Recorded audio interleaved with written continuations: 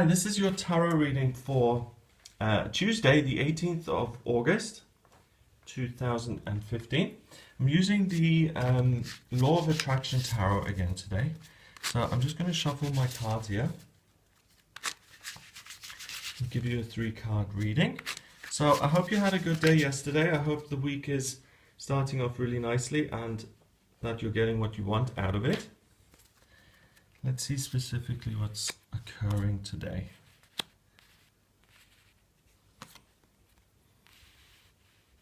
I like this deck. It's got a certain realism and modernity to it, like the guy sitting in his office there with a printer. So you know this was made within the last 10 years because it's quite an up-to-date printer, which I like. I like it. Okay, first card. This is the 21st card of the Major Arcana, and it's the World. And this deck is kind of for a little bit advanced readers because it doesn't say the world anywhere and it doesn't depict the world anywhere. So you kind of have to know the cards a little bit, okay? So, the World. Here presented as the final piece of the puzzle coming together, and that's a really great way of putting it, because the world is about completion and coming to a point of, yes, everything is coming together, everything is an end point, and I understand, and I'm happy and I'm complete and the project is done. So something in your life is completed, a project or some sort of issue that's been outstanding or still kind of pending comes through and it comes to fruition. I think that's a key word here, fruition, coming to completion, and things are in place for you. So you can expect something in your life that maybe has been an issue for a while or even short term to become resolved first thing Tuesday morning. The next card is the 7 of Cups. And the 7 of Cups is really cool here because it's a crystal ball, but it's drawn as an actual crystal ball, because I've had glass crystal balls and they're just plain and you can't you can just see through them. But if you get a quartz crystal, they've got occlusions and they've got all sorts of light things coming through, and this is drawn that way, that it's very busy in there.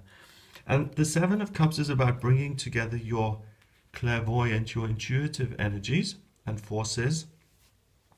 And here with a crystal ball, it's saying that you can divine the future in some way. So something comes together, something is complete, and I'm not saying that you have to get your crystal ball out and your kind of gypsy gear and your, and put up your fortune teller tent. You can do that by all means, but you don't have to. It's not so much about that. It's about something comes to term, something comes to fruition, and it gives you a clue in terms of what the future now looks like. So for instance, if your mortgage application has gone through and is approved in the morning, then you kind of have a clue of what the future is going to bring. All right. If the guy who you've been waiting to call calls you this morning and says, let's go out again, then you have a kind of clue of what the future is going to look like. So you get an inkling, you get foresight into what's coming next. And then finally, we've got the King of Pentacles here. Oh my goodness. And the King of Pentacles is like, in the usual tarot, he is such a abundant, fun-looking guy. He's got grapes draping off his cloak, and he's rich, and he's just, covered in money, and he exudes kind of wealth. And then you've got this poor little guy with his little glasses and the kind of safe there and the paperwork.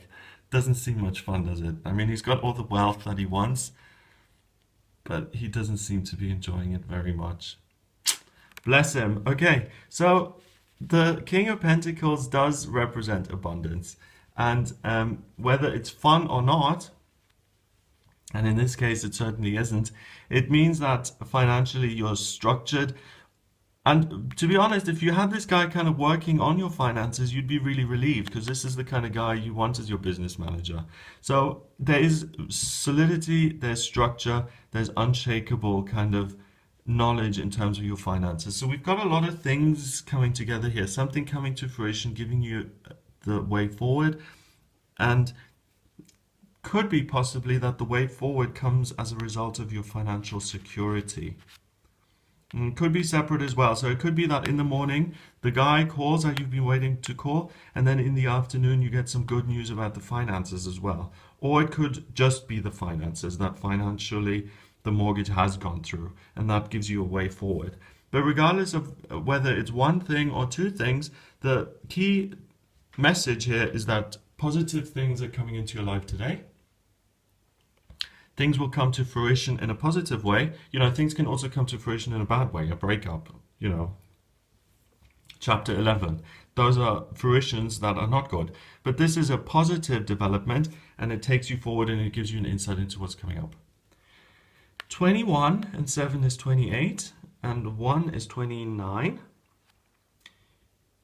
2 and 9 is 11, and 11 is a master number. And it's the master number of service and altruism. So your life coming together, and this adds a really much deeper meaning, which is wonderful that I can use the numerology this way, because things are getting better in your life, but they're not just getting better for your benefit. The fact that your life is getting better means that you can help other people, and you have more time and you have more ability to be of service to others. Okay, so get your Mother Teresa shoes on and go help someone. And I'm only sort of kidding with that. It's really important that, you know, we get outside of ourselves sometimes and actually, like, just snap out of it and help someone. You know, and I'm certainly guilty of this as well. Over the weekend, I was walking around and my head was just going and going and going. And I just thought, you know, what am I accomplishing here? I mean, really, what am I accomplishing by just running things through my head? And I just really became aware of the mental atmosphere that I was creating in my own head. And I made a conscious decision to stop that. And I personally didn't help anybody. I didn't go out and do any kind of service work after that.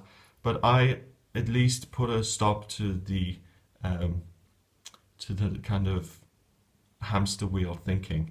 So, you know, I try and practice what I preach, but I'm not perfect myself.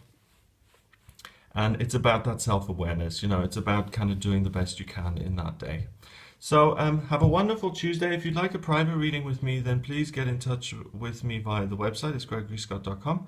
And yeah, just click on the readings tab there and you'll see the types of readings that I offer. And please remember to subscribe to the YouTube channel. Have a wonderful Tuesday, and I'll speak to you soon.